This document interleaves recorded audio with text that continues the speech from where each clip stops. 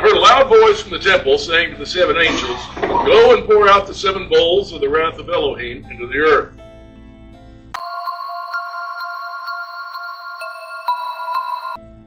Verse 2.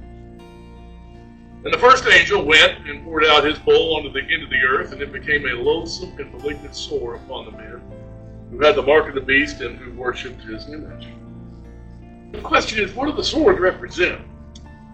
We're told in Isaiah that Elohim punished Israel so much that they had welts all over their bodies to the extent there was not a healthy place to beat them anymore.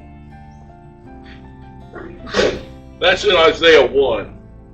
Starting at verse 2. Listen, O heavens, and hear, O earth, for Yahweh speaks. Sons I have reared and brought up, but they've revolted against me. An ox knows its owner, a donkey its master's manger, but Israel does not know, my people do not understand.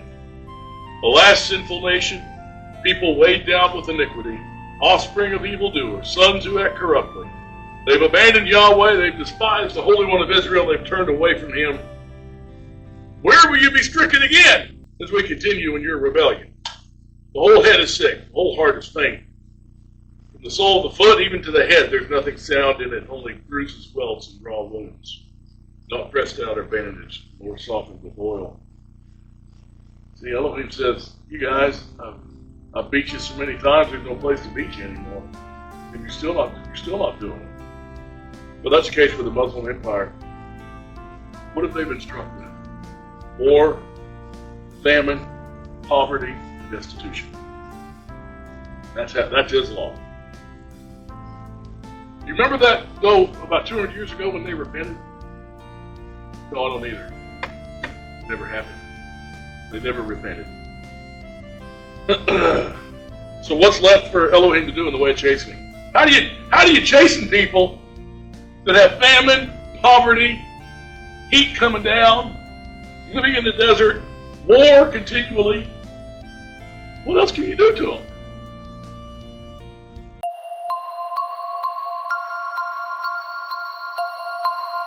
Go to verse 3.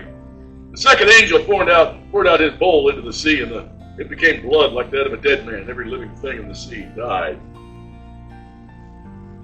All the men in this kingdom are brought down to the level of Islam. All are polluted and poisoned. The sea, which is the people, turns into blood like that of a dead man. So there's almost no redemption from Islam.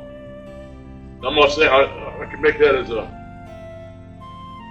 blanket statement. You know, there are exceptions, making with a broad brush, but overall, there's no redemption from Islam. How can you go from worshiping a God that says to kill people and to rape women to a loving Elohim of creation and redemption? How do you do that? Yeah, I'd be very suspect of those people that do. Verse 4. And the third angel poured out his bowl into the rivers and the springs of waters, they became blood. The bowl judgment, similar to that trumpet judgment, which turned 1/3 of the fresh waters into blood. Now, the believer, we are cleansed in the water of the word of Elohim. Okay? In Psalm 119, verse 9, how can a young man cleanse his way? By taking heed according to your word. Ephesians 5:26, that you might sanctify her, having cleansed her by the washing of water with the word. John 15:3, you're already clean because of the word which I have spoken to you. What is the running water like that in Islam? It's called the Quran.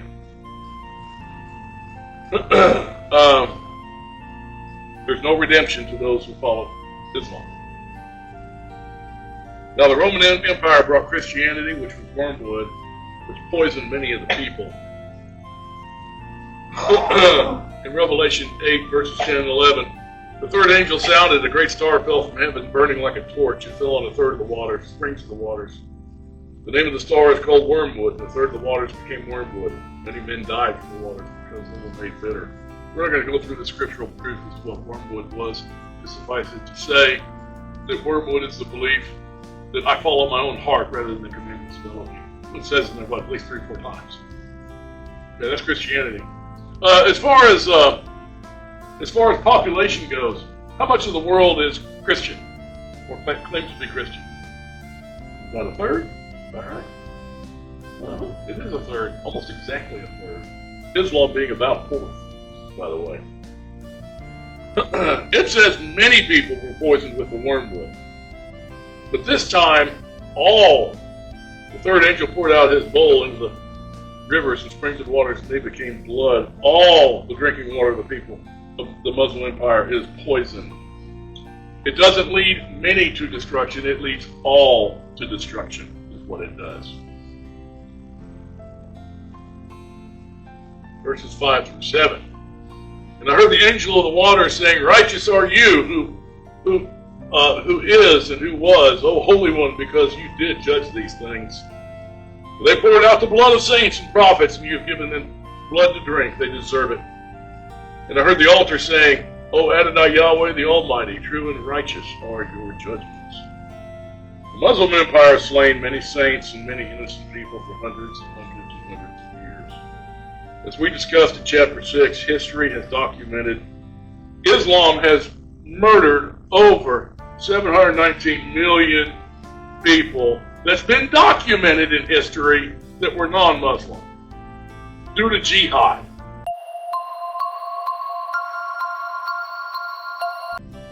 Verses 8 and 9. And the fourth angel poured out his bowl upon the sun and was given to scorch men with fire. Men were scorched with fierce heat. They blasphemed the name of Elohim, who has the power over these plagues. They did not repent so as to give him glory.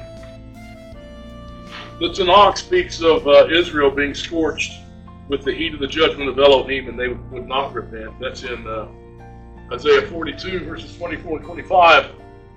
Who gave Jacob up for spoil and Israel to plunderers? Was it not Yahweh against whom we sinned, and in whose ways they were not willing to walk, and whose law they did not obey? So we poured out on him in the heat of his anger, and the fierceness of the battle had set him aflame all around, yet he did not recognize it. And it burned him, but he paid no attention. Now, if you look at the map up top, shows the Muslim population by high percentage in the darkest green. And we have the deserts that are shown in the world there by the yellow and the orange. And you can see that you can almost overlay one over the other.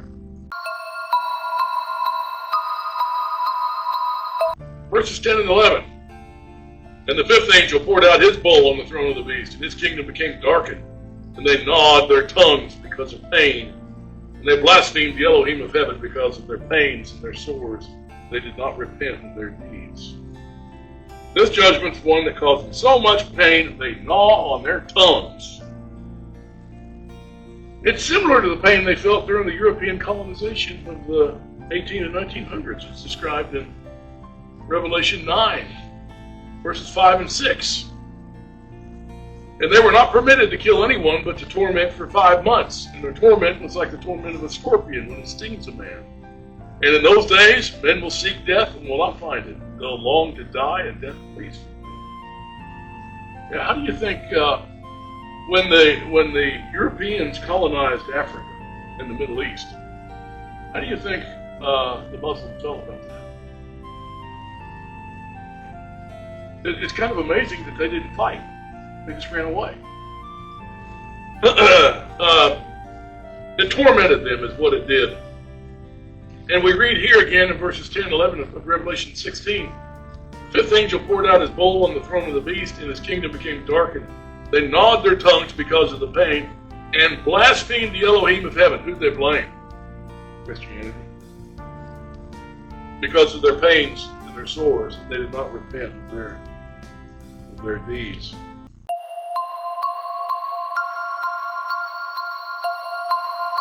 Verse 12, and the sixth angel poured out his bowl upon the great river, the Euphrates, and its water was dried up, that the way might be prepared for the kings of the east.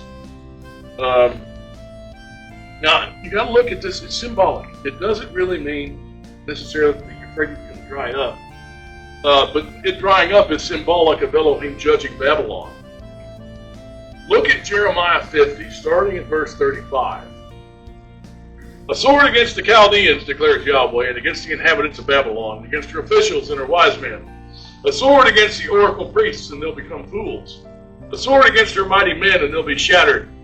A sword against their horses, and against their chariots, and against all the foreigners who are in the midst of her, and they'll become women. A sword against her treasures, and they'll be plundered. A drought on her waters, and they'll be dried up. For it is the land of idols, and they are mad over fierce idols. Jeremiah 51, verse 36, Therefore thus says Yahweh, Behold, I'm going to plead your case and exact full vengeance for you. I shall dry up her sea and make her fountain dry, and Babylon will become a heap of ruins, a haunt of jackals, an object of horror and hissing without inhabitants. So we see the drying up of the Euphrates. I think it's a judgment on Babylon. And since it's the time of the end here, I think it's talking about the emptiness that we've seen in Iraq since then, after the United States and its allies pulled out. It's kind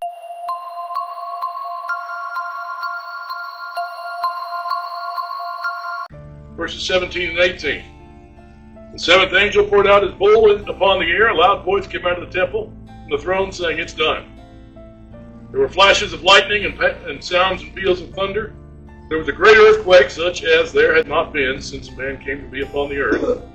So great an earthquake was it, and so mighty.